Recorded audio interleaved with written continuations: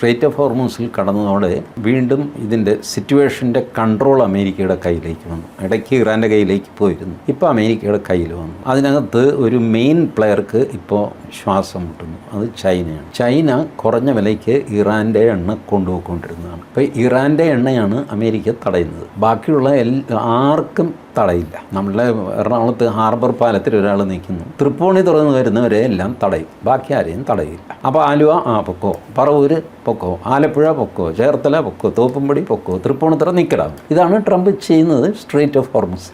ട്രംപിൻ്റെ കപ്പലുകൾ കിടന്ന് ആകെ ചെയ്യുന്നത്. അവ ഇത് ചൈനയുടെ ടാങ്കർ വരുന്നു, എവിടെ നിന്ന്?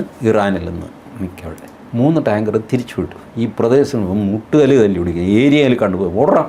ഇപ്പോൾ ചൈന ഇപ്പോൾ ചൂടായി. ചൈന പറഞ്ഞു, ഞങ്ങളും ഇറാനും തമ്മിൽ കരാറുണ്ട്, എണ്ണ വാങ്ങുന്ന കരാർ. ആ കരാറിൽ ഒരു തേർഡ് പാർട്ടിക്ക് എങ്ങനെ ഇടപെടാൻ പറ്റും? നിങ്ങളവിടെ എന്തോ ഗുണ്ടായിസം കാണിക്കുന്നതൊക്കെ ഞങ്ങൾ കേട്ടു, പക്ഷെ ഞങ്ങൾ തമ്മിലുള്ള കരാറിന് അത് തടസ്സമാവാൻ പാടില്ല. തനിക്ക് എന്താണെന്ന് വെച്ചാൽ ചെയ്യും, തനിക്ക് എണ്ണയല്ലേ വേണ്ടത്.